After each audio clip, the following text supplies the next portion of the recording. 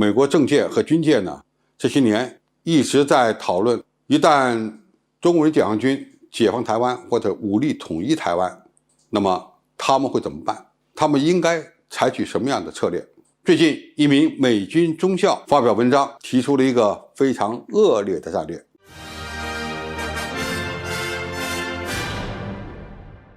观众朋友，大家好，我是付天少。据英国《卫报》官网10月6号报道，美军的一名退役中校丹尼尔·戴维斯声称，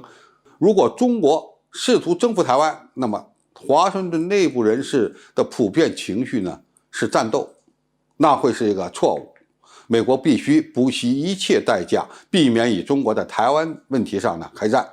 戴维斯是美国国防部高级研究员，曾经担任美国陆军中校。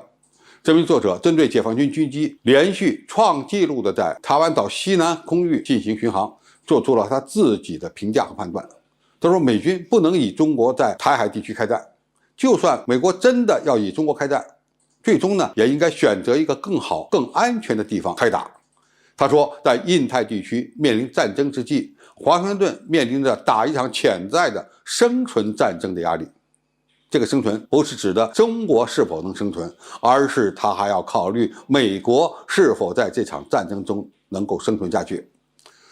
美国的决策者必须面对一个冷酷而艰难的现实，即在台湾问题上与中国作战可能会造成几乎可以肯定的军事失败，而且还可能陷入核战争。说如果中国大陆最终兑现其数十年来以武力夺台的愿望，华盛顿将没有一个理想的选择，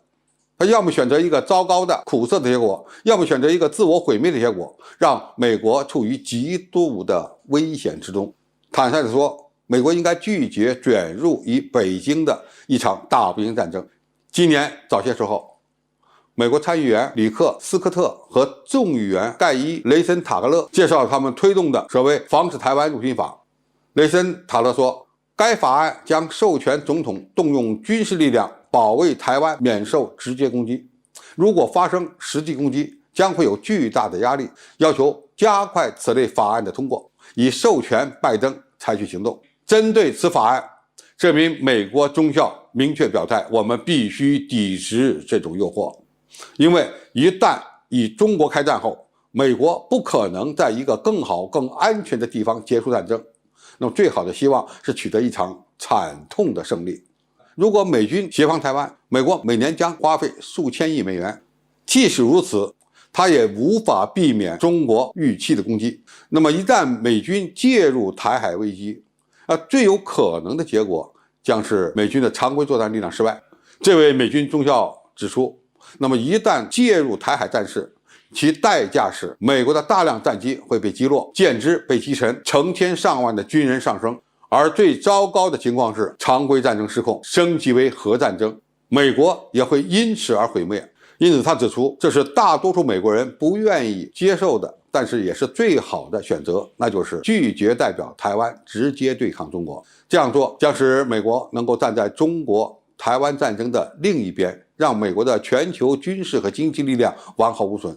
他认为，即使中国大陆取得了胜利，也需要几十年的时间才能克服战争所造成的损失。美国还可以以最强烈的措辞谴责中国，领导一场全球运动，对北京实施严厉的制裁。从今天的情况看，这远比美军愚蠢的试图与中国开战要高得多。他接着指出，在公开场合，华盛顿应该继续接受战略上的含糊不清，但在私下里呢，要向台湾的领导人传达，我们不会与中国开战。这是戴维斯在这篇文章中的核心思想。那么问题是，如果中国大陆武统台湾，就一定会造成严重的经济损失吗？不一定，因为我们有更周全的方案，以最小的损失来解决台海问题。第二，国际社会都公认台湾是中国不可分割的一部分，那么别的国家凭什么会跟着美国后面制裁中国？第三，就算西方国家想制裁中国，那么未来中国已经成为了世界上最大的市场，害怕制裁吗？